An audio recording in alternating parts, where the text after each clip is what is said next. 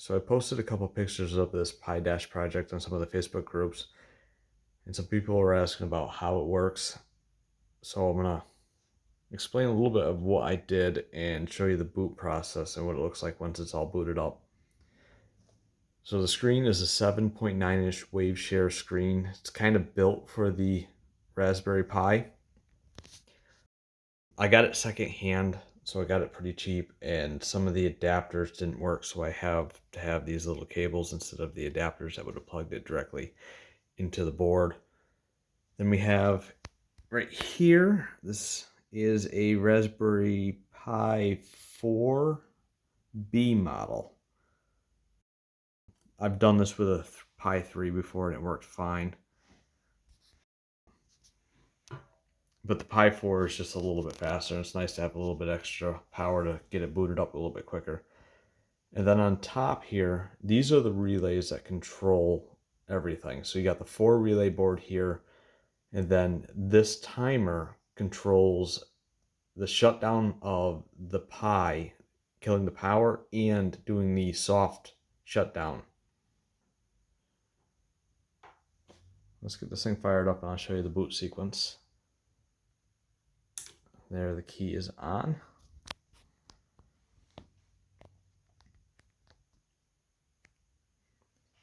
This colored screen can be disabled. I haven't worked on it all that much to try to stop it from coming on.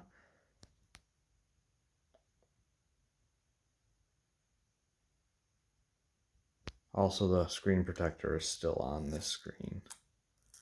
I'm gonna leave it on there until I install it, just so I don't scratch it all up.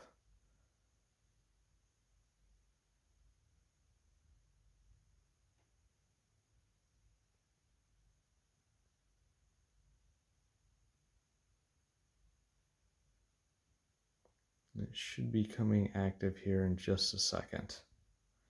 All right, there's the Pi's desktop. It's going to auto boot right into Tuner Studio. All right, Tuner Studio is coming up, and then it will go right into gauge mode.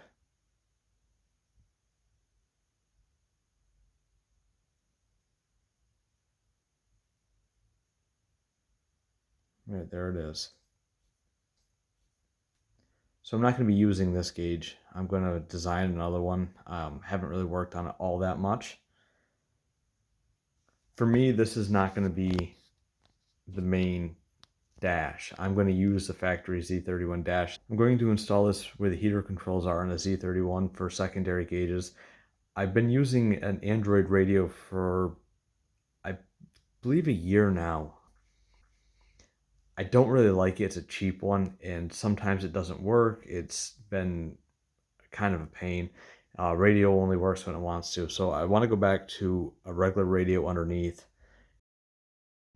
and then just have this right above it. It should fit perfectly with the radio, a standard single DIN radio. The way this Pi is set up, or the relay boards, if the key is shut off, the timer circuit comes on. Now that timer is going to be a lot longer than 10 seconds, but just for testing, I have it set at 10. Keep it active so I don't shut the Pi down on me. If you turn the key back on before the countdown stops, the screen comes back on, the Pi is still active, it's ready to go instantly. But if you wait for the Pi to shut down, or the timer to count down,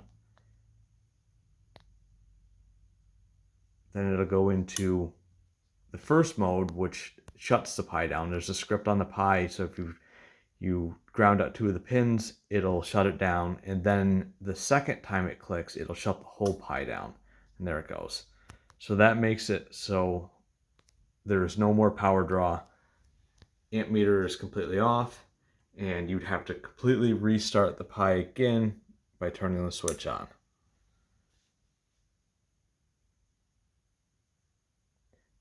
Having the timer, I think, is going to eliminate a lot of the restarts of the Pi if you're working on it, if you're testing the car, or say if you're at the track or something and you need your gauges. You don't have to make sure you don't have to wait for the Pi to restart itself every time.